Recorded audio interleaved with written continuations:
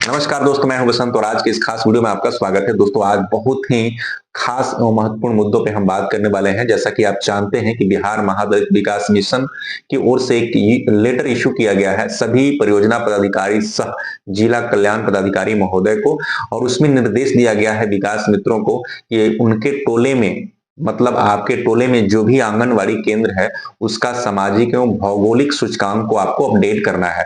तो विकास register version 2.0 में 4 नए कॉलम को ऐड किया गया है, जो 25A, 25B, 25C और 25D।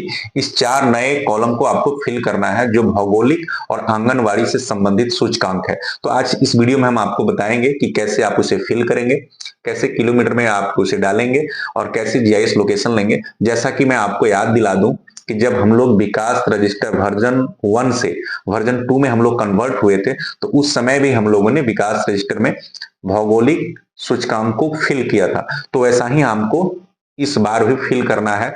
और आपको मैं बता दूं कि अगर आपने कहीं भौगोलिक सूचकांक में कहीं कोई प्रविष्टि छोड़ दिया होगा, तो आप इस समय भी पूरा फिल कर सकते हैं। तो चलिए हम आपको वीडियो में बताते हैं और समझाते हैं कि कैसे फिल करेंगे।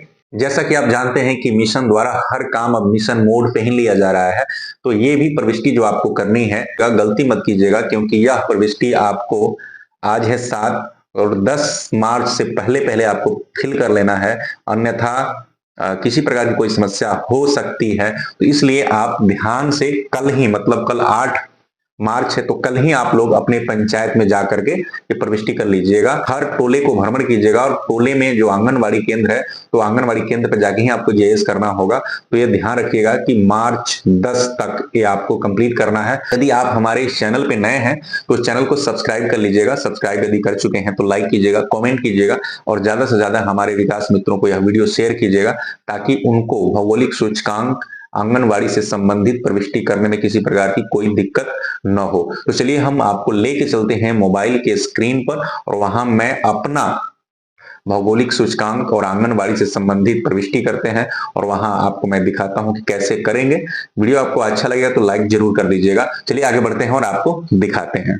तो चलिए दोस्तों, हम आपको लेके आ गए हैं मोबाइल के स्क्रीन पर और यहाँ क्या किया, हम लॉगिन करते हैं अपना। तो देख लीजिए, जैसे कि हमने लॉगिन किया तो इस प्रकार का इंटरफेस खुल के आया है जो आपके सामने है। तो सबसे पहले लिखा हुआ है टोला वार्ड का सामाजिक एवं भौगोलिक सूचकांक। अभी आपको क्या करना है, भौगोलिक सूचकांक को फिल करना है। तो सबसे पहले यहाँ देखिए लिखा हुआ है टोला। तो ये मेरा टोला है। अब इसमें जिस टोले में आप जा रहे हैं, तो उस टोला को यहाँ पे आप चयन करेंगे। जैसे कि मैं सबसे नीचे वाला टोला पे जा रहा हूँ, तो यहाँ मैंने इस नीचे वाले टोला को चयन किया। चयन करने के बाद क्या है, आपका पूरा भौगोलिक सूचकांक नीचे खुल गया है। तो आपका टोला का नाम यहाँ आ गया।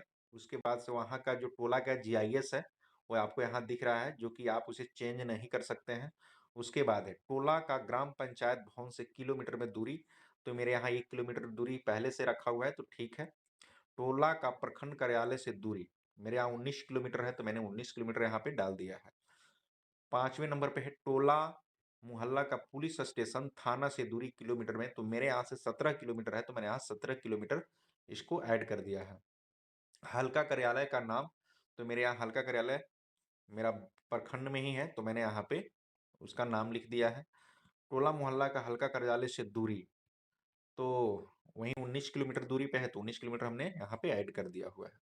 अब कहा है टोला मोहल्ला में कुल सामाजिक कुआं जल स्रोत की संख्या। तो वहां पे कुआं नहीं है, तो मैंने यहाँ पे ब्लैंक छोड़ दिया है। अगर यहाँ पे अगर वहाँ कुआं होगा, अगर दो है, तीन है या एक है, नहीं है तो शून्य कर देते हैं। तो मेरे यहाँ नहीं है, मैं यहाँ शून्य कर दिया हूँ।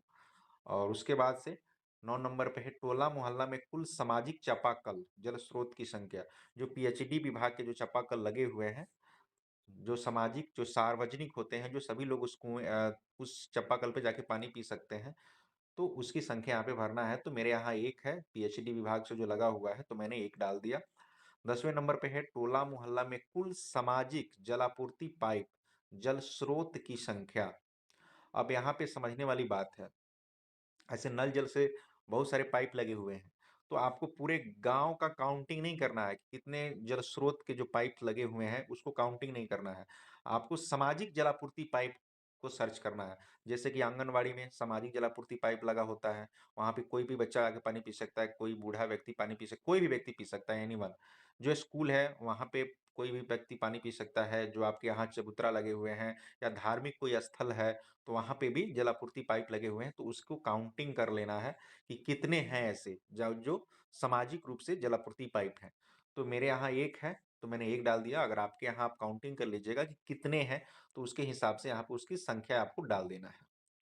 11वें नंबर पे है, क्या आपके टोले में बिहार महादलित विकास मिशन द्वारा निर्मित सामुदायिक भवन है या नहीं है?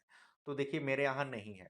अब बहुत सारे लोग क्या है ना कि 2010 से पहले सामुदायिक भवन बने हुए हैं, तो वो नहीं डालना है, क्योंकि आपका यहाँ सवाल है कि महादलित विकास मिशन द्वारा निर्मित, अगर सामुदायिक भवन है तो हाँ करना है, नहीं है तो नहीं कर देना है। तो मेरे यहाँ नहीं है, मैंने नहीं कर दिया। टोला मोहल्ला में स्थित मिशन द्वारा निर्मित सामुदायिक भवन का जीआईएस, तो जब मेरे यहाँ नहीं है तो उसका जीआईएस स्वाभाविक बात है कि नहीं होगा। अगर होता तो मैं वहाँ सामुदायिक भवन के पास जाता और वहां से उसका जीआईएस लोकेशन ले लेता। उसके बाद से 13 नंबर, क्या आपका टोला सामुदायिक भवन के लिए पात्र है?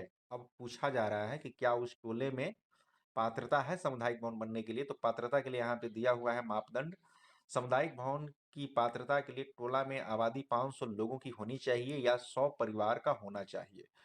तो मेरे यहाँ 50 मतलब कि 75 परिवार है, तो मैंने यहाँ पे दिखा दिया है कि यहाँ पे नहीं है, उसकी पात्रता नहीं है, तो मैंने नहीं लिखा है।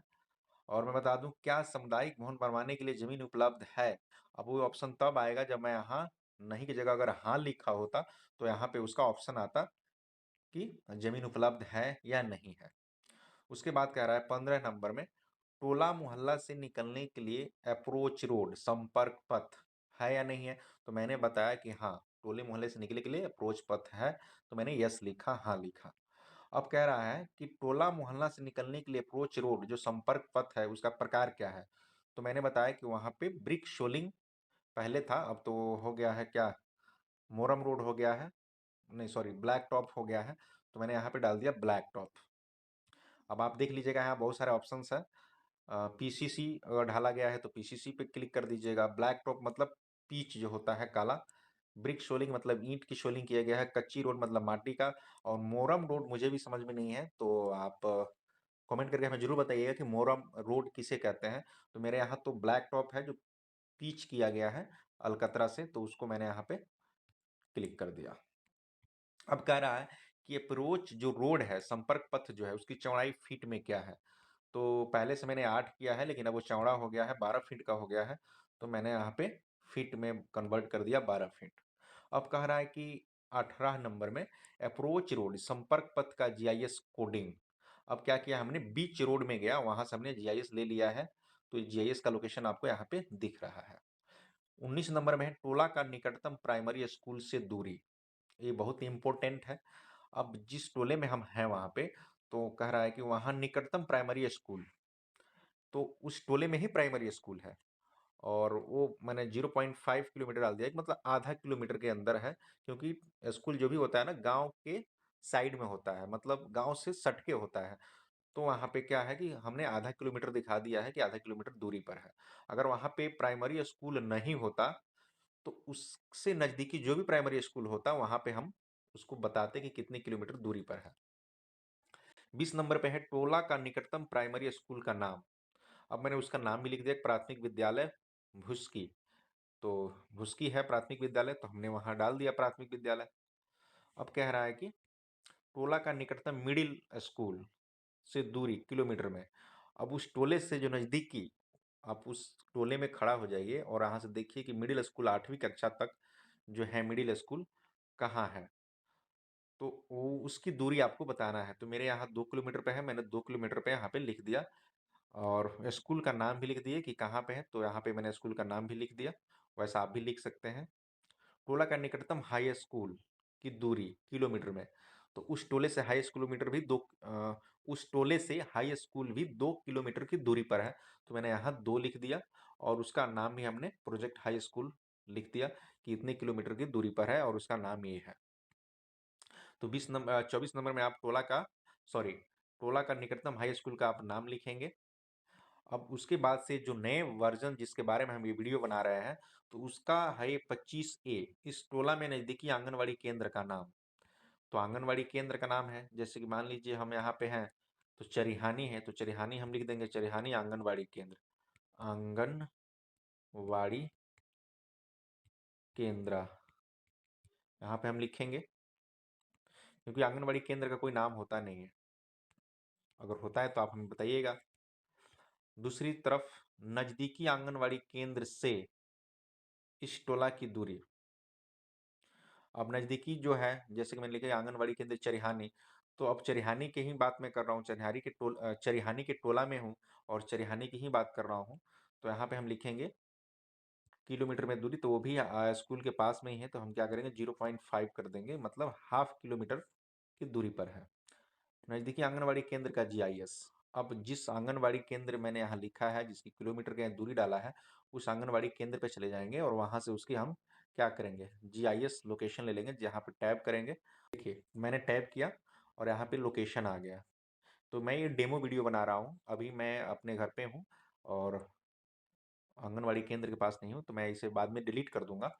तो ये है लोकेशन, मैंने ले लिया। उसके बाद से क्या यह आंगनवाड़ी केंद्र इसी टोले के अंदर है, तो अब आपको बताना है इस टोले के अंदर है कि टोले के बाहर है।